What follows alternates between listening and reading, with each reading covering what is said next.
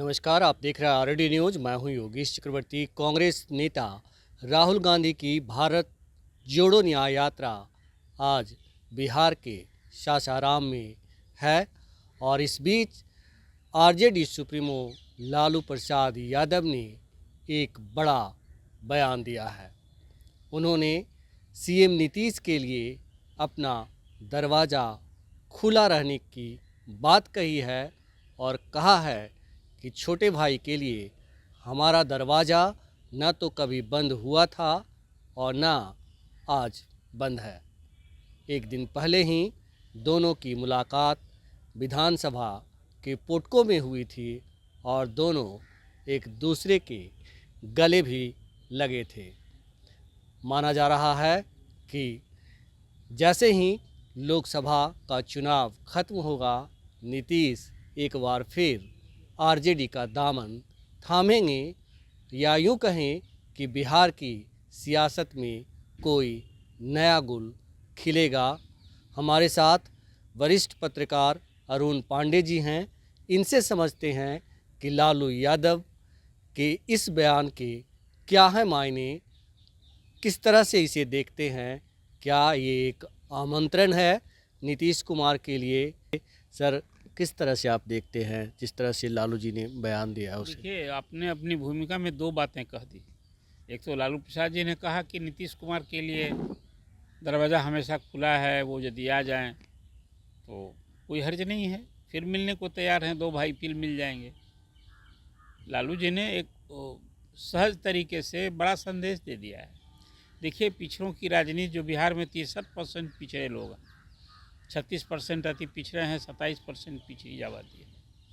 अब उसको लेकर मैं इसलिए कह रहा हूँ कि अभी जातीय गणना बिहार में हुई है, फिर सर्वाधिक आरक्षण 65% आरक्षण लागू हुआ है पिछड़ों दलितों के लिए। नीतीश कुमार पाला बदल लिए, एक राजनीति ने करवट ली और यहाँ महागठबंधन की सरकार थी, एनडीए की सरकार बन गई। कभी बीजेपी का दरवाज़ा बंद था, नीतीश जी के लिए दरवाज़ा ही नहीं खुल गया, साथ हो गए, सरकार में आ गई भाजपा। अब आज जो नीतीश कुमार को लेकर के लालू प्रसाद ने बयान दिया है, मेरी बड़ी सीधी साधी इसको मैं टिप्पणी, ये राजनीतिक बयान है।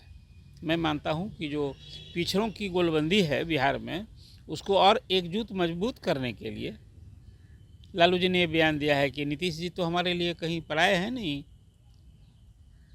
उधर से जाते हैं फिर बदल लेते हैं फिर आ जाएं, उनके लिए कहाँ दर। बड़ी सहज तरीके से एक बड़ा संदेश दिया है लालू जी ने।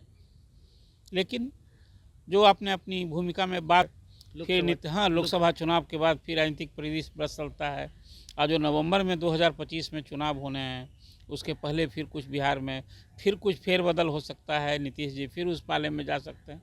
देखिए, आगे भविष्य की कल्पना तो और भविष्य की बात कैसे की जा सकती है, नीतीश जी को लेकर तो और नहीं की जा सकती है। अभी तो 28 जनवरी को ही नीतीश जी ने पाला बदला है और यहाँ एनडीए इसी असेंबली में जो मौजूदा 17वीं विधानसभा है, तीसरी बार वो मुख्यमंत्री बन गए। स्पीकर भी तीसरी बार नए स्पीकर हो गए हैं। तो अभी तो पार्लियामेंट का चुनाव है, लोग साथ लड़ेंगे। आज एक और घटनाक्रम हुआ, आपने ठीक ही कहा कि राहुल गांधी आज बिहार में हैं, औरंगाबाद थे और आज सासाराम में उनकी रैली थी, जो उनकी भारत जोड़ो न्याय यात्रा पर हैं वो। और ये जो खासकर कांग्रेस जो सीटें पर चुनाव लड़ सकती है, राहुल गांधी उन्हीं क्षेत्रों का, इस तरह से उनका यात्रा कार्यक्रम तय था। आज वहाँ राहुल के साथ तेजस्वी थे, उनके वाहन पर स्ट्रिंग पर सवार थे और पूर्व कृषि मंत्री सुधाकर सिंह ने वहाँ किसान पंचायत का आयोजन किया था, उसमें भी वो शरीक हुए। राहुल गांधी ने संबोधन किया, नरेंद्र मोदी पर जमकर हमला बोला और देश की जो समस्या है, महंगाई की समस्या, किसानों की समस्या, उन्होंने तो कहा है कि कांग्रेस जब सत्ता में आएगी तो एमएसपी की हम गारंटी देंगे। नरेंद्र मोदी तो गारंटी दिया ही करते हैं, लेकिन किसान को एमएसपी की गारंटी नहीं दे रहे हैं वो। किसान गारंटी चाहते हैं। गारंटी का मतलब ये है कि कोई भी जो फसल है उसकी यदि केंद्र सरकार कीमत तय करती है तो उससे कम पर खरीदना कानूनन अपराध हो जाएगा।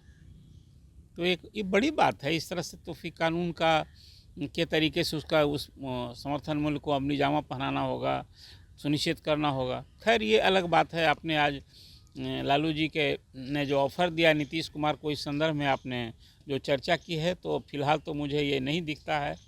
और अब तो नीतीश कुमार जिस ढंग से राजद पर हमलावर हैं, जितनी तरह की बातें अभी मुख्यमंत्री ने असेंबली के अंदर की है, राजद के मंत्रियों पर वो सीधा आरोप किया उन्होंने कि राजद के मंत्री कमाई में लगे हुए थे, गलती किए हैं, हम इसकी जांच कराएंगे। और यहाँ जो अभी फ्लोट टेस्ट को लेकर जिस ढंग से एक खेला हुआ कि राजद के 3 विधायक भले ही चले गए सत्तारूढ़ पाले में, लेकिन सत्तारूढ़ गठबंधन के भी जदयू भाजपा के 6 विधायक से पूछिए वो खेल में तेजस्वी सफल रहे। मैं तो उस खेल को मानता हूँ जो स्पीकर के खिलाफ अविश्वास प्रस्ताव था, उसमें तेजस्वी भारी पड़े थे कि 6 विधायकों को, यदि उसमें मेरी जानकारी में 15-16 विधायक थे जो पाला बदल सकते थे। और उस पर पटना से लेकर दिल्ली तक वो सारे विधायक जो कहीं ना कहीं इस खेल में शामिल हो सकते थे, वो सभी रडार पर थे, सब सर्विलांस पर थे। और उसको भरसक यदि नीतीश कुमार यहाँ सत्ता में नहीं रहे होते तो खेला हो गया होता। 12 फरवरी को नीतीश कुमार को उस असेंबली में इस्तीफा देना पड़ता, राजद के अध्यक्ष को नहीं हटा पाते। वो खेला का ही असर था कि राजद के 3 विधायकों को अपने पाले में लाकर न सिर्फ सरकार बचाने का काम किया, कहा कि वो मांझी पर निगाह लगी थी। केंद्रीय गृह राज्य मंत्री नित्यानंद राय ने तो अब देखा कि जीतनराम मांझी जी को घेर ही कर रखा था, समेट कर रखा था, कहिए कि वो पाला नहीं बदलें। हालांकि मांझी जी ने पहले से कहा था कि हम इस पाले में रहेंगे। उनकी अलग अपनी शिकायत थी कि जो उनके 4 विधायक हैं, एक और को मंत्री बनाया जाए। बेटा तो उनके मंत्री हैं ही। तो कुल मिला जुला कर अभी राजनीतिक की स्थिति यही है। भले लालू जी ने जो आज बयान दिया है, वो बयान उसको महज बयान नहीं समझा जाना चाहिए, एक राजनीतिक संदेश है। और वो संदेश है जो पिछड़ों की एक जो गोलबंदी है उसको मजबूती से बनाए रखना। जी जी जी। और जिस तरह से तेजस्वी यादव आज सासाराम में राहुल गांधी की सारथी की भूमिका में दिखे हैं, तो इसे आप कैसे दिखते हैं? क्या संदेश देना है इसका? देखिए, कांग्रेस और राजद की दोस्ती, कहिए कि कांग्रेस के लिए राजद एक भरोसे का सहयोगी मित्र है। आप वो भूले नहीं होंगे, मीसा के घर राहुल गए थे और वहाँ कुछ कहिए कि नन वेजिटेरियन भोजन वहाँ तैयार हो रहा था, पूरी दुनिया ने देखी थी। जिस महीने में किए, हिंदू लोग थोड़ा सा उसको बुरा भी मानते हैं कि वो महीना नहीं है कि आप शाकाहारी भोजन करते हैं लोग। खैर वो एक अलग चर्चा है। लेकिन आज जो तेजस्वी एक बताया, देखिए ये तो पूर्णिया में जब राहुल की सभा हुई थी, सबों को आमंत्रित किया था राहुल गांधी ने कि कांग्रेस अपेक्षा की थी बिहार कांग्रेस ने, लोग नहीं गए। लेकिन यहाँ अपनी वो पुरानी दोस्ती को निभाते हुए एक तो ट्यूनिंग बन ही न गई है कि राहुल की सभा में आज वहाँ तेजस्वी गए, वो सारथी बने, स्ट्रिंग पर सवार थे। फिर किसान पंचायत हुई, उसमें भी राहुल ने संबोधित किया। वो पूर्व कृषि मंत्री सुधाकर सिंह ने उसका आयोजन किया था। एक संदेश है कि बिहार में तो जो महागठबंधन से नीतीश कुमार भले ही अलग हो गए हैं, लेकिन राजद, कांग्रेस और वाम दल तो साथ लड़ेंगे, चुनाव लड़ेंगे। आपको लगता है कि आने वाले दिनों में जिस तरह से लालू जी ने आज कहा कि दरवाज़ा खुला है, तो कई राजनीतिक जो विश्लेषक हैं वो कह रहे हैं, पहले से ही भविष्यवाणी कर रहे थे कि नीतीश कुमार 9वीं बार नहीं 10वीं बार जल्दी ही मुख्यमंत्री पद की शपथ लेंगे। तो उसी का एक संदेश है, ये संकेत है। देखिए, राजनीति में तो न अस्थायी दोस्ती होती है न दुश्मनी होती है। कौन किसके साथ कब तक है, कब फिर वो रास्ता छोड़कर अलग हो जाएगा। बिहार तो इसका और भी बड़ा जीता जागता उदाहरण है ना। अब 28 जनवरी को नीतीश कुमार महागठबंधन सरकार से पाला बदल के आ गए एनडीए सरकार में, 9वीं बार सीएम बन गए। जो सत्ता में बैठा था वो विपक्ष में बैठ गया, जो विपक्ष में बैठा था वो सत्ता में आ गया।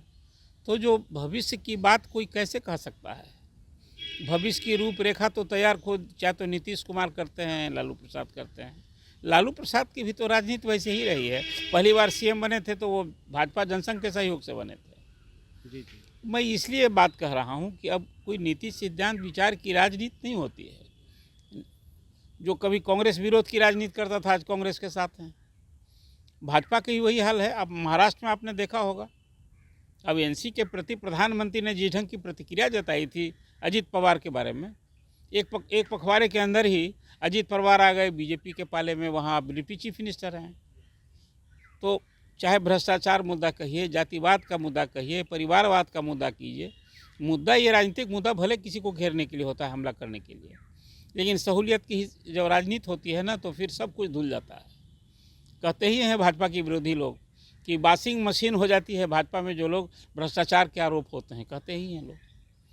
तो जो एक बात आपने कही है कि मिलना और जुलना, राजनीति में जो अस्थाई जब दोस्ती दुश्मनी नहीं होती है तो बिहार में फिर कोई राजनीतिक खेला न हो जाए लोकसभा चुनाव के बाद, ये इसको कौन इनकार सकता है। लेकिन मुझे लगता है कि लोकसभा चुनाव में तो बीजेपी और जदयू की जो दोस्ती हुई है वो राजनीतिक मजबूरी और ज़रूरी, ये दोनों दृष्टि से दोनों के लिए हितकर था। बिहार में लोकसभा की 40 सीटें हैं और ये जीतना है। पिछले लोकसभा के चुनाव में 39 सीट एनडीए जीता था, इस बार तो 40 का 40 सीट न सिर्फ बिहार में फतह करनी है, बीजेपी का ये लक्ष्य है कि पूरे देश भर में 400 से पार और फिर मोदी सरकार।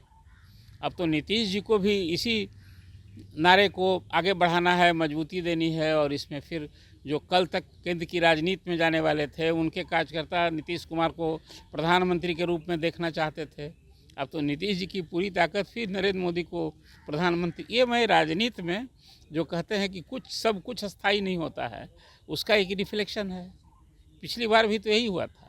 बिल्कुल, और ये बहुत हद तक लोकसभा के चुनाव नतीजे पर निर्भर करेगा कि जो बिहार की राजनीति किस करवट बैठती है। हम आपको बता दें कि नीतीश लोकसभा चुनाव के बाद एक बार फिर पलटी मारेंगे, इसकी अभी से ही कयास लगाए जा रहे हैं और उसके कई कारण हैं, राजनीतिक कारण हैं, क्योंकि नीतीश कुमार को सिर्फ पलटी कुमार ही नहीं कहा जाता बल्कि उन्हें कुर्सी कुमार भी कहा जाता है। और कुर्सी के लिए अगर वे 10वीं बार पलटी मार दें तो इसमें आश्चर्य की बात नहीं होगी। फिलहाल इस चर्चा में इतना ही। आप हमें फेसबुक पर फॉलो करें, यूट्यूब पर सब्सक्राइब करें, लाइक करें, शेयर करें, कमेंट कर अपना बहुमूल्य सुझाव और विचार ज़रूर दें। धन्यवाद।